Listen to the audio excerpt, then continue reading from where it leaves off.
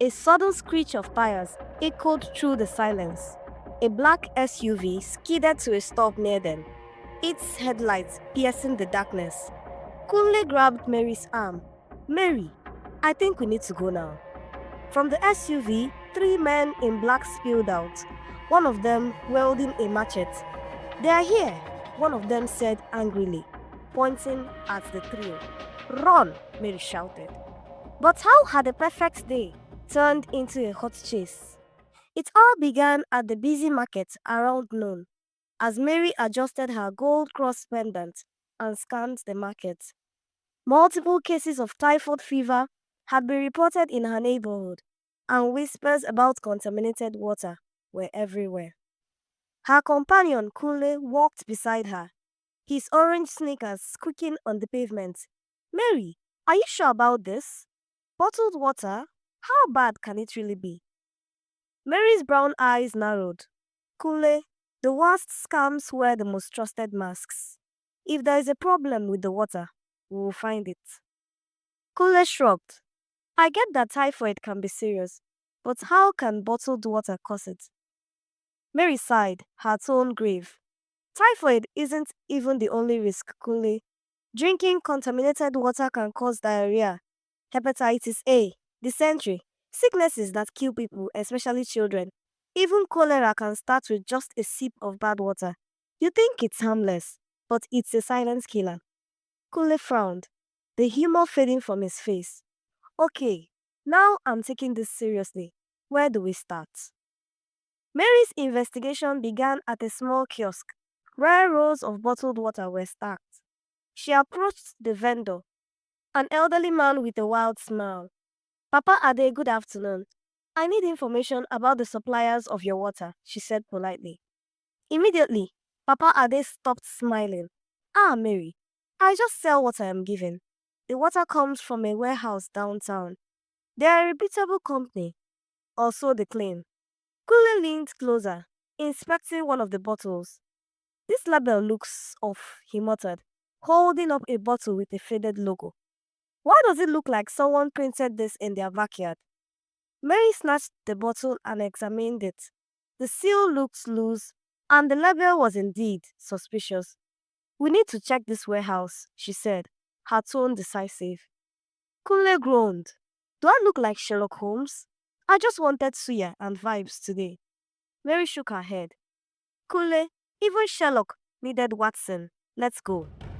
The warehouse was on the outskirts of the city, hidden behind a maze of dusty roads and abandoned buildings. It was suspiciously quiet when they arrived. Mary's heart thudded as they pushed open the rusty gates. Inside, the stench of chemicals and mildew hit them like a wall.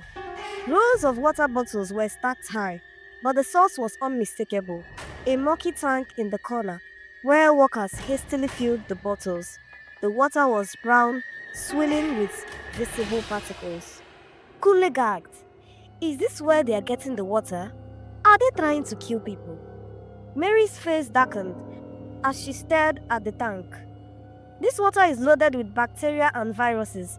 If someone drinks this, they will get sick immediately. Typhoid, diarrhea, maybe even worse. Kule's voice rose in disbelief. Worse? What's worse than that?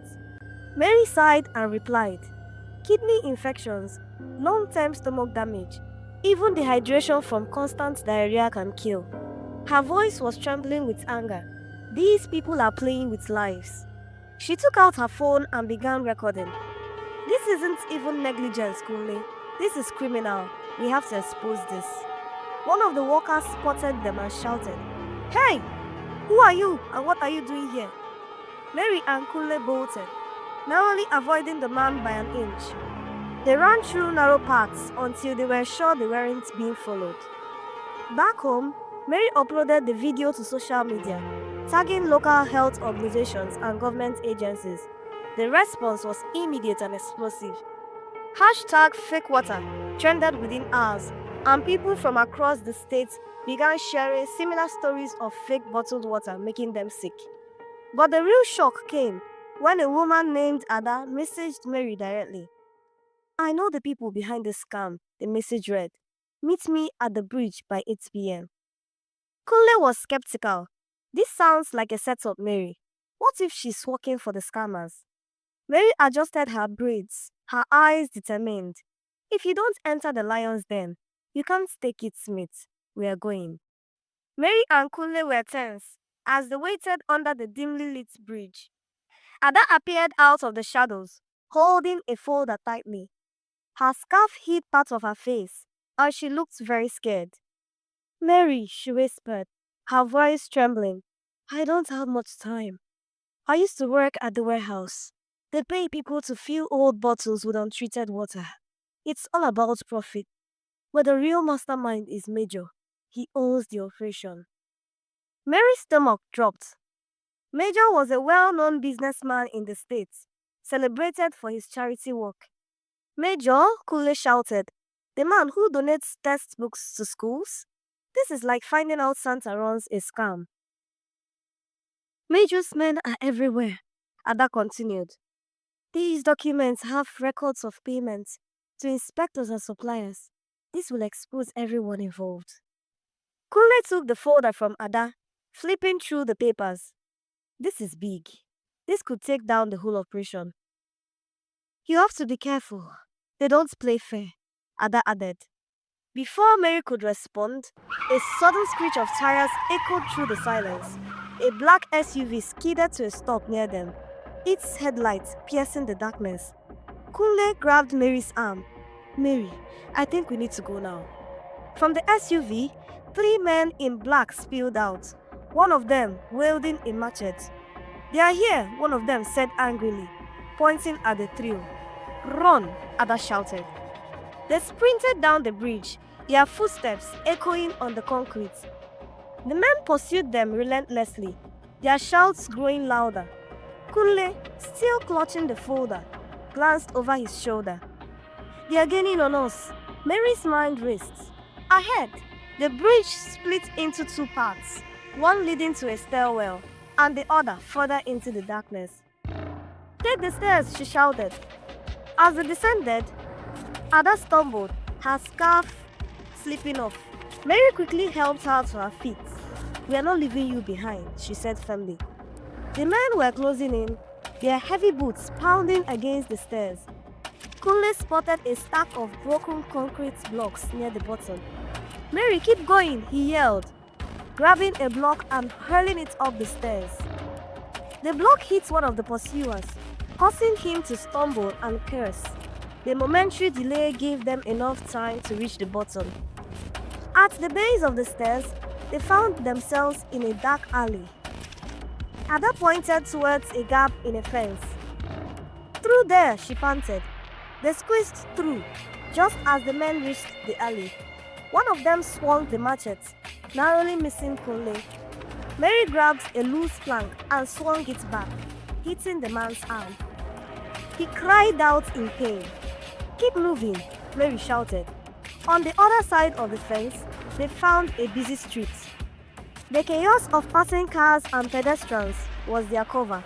They melted into the crowd, their pursuers losing sight of them. Once they were safe, Mary turned to Ada, who was visibly shaking. Why didn't you tell us they would follow you? Ada's voice cracked.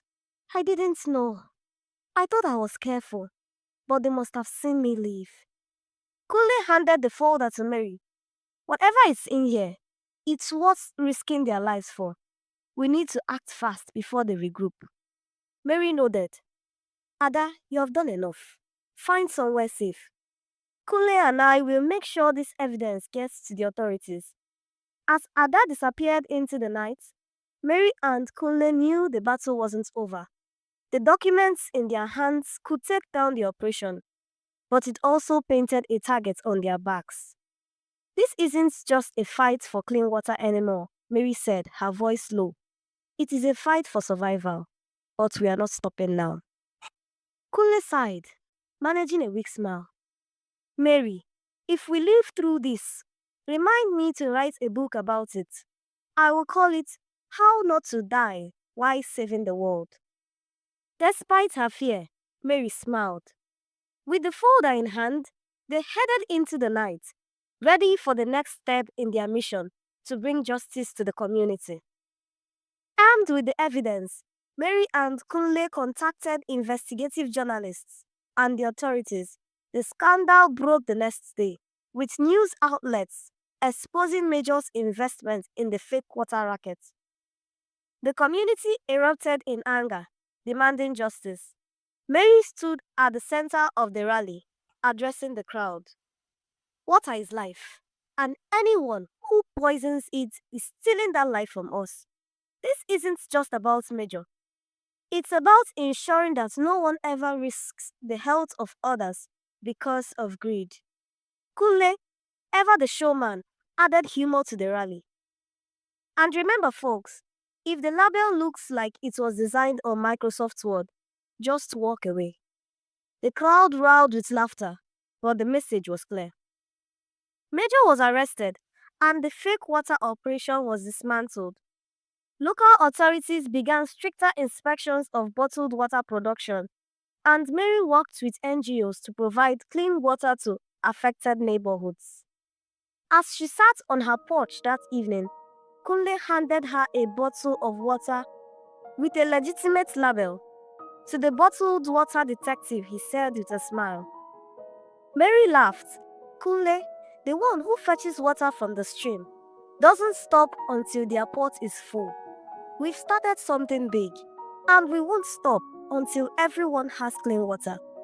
The stars twinkled above as Mary and Kunle shared a moment of triumph, knowing they had made a difference in their community.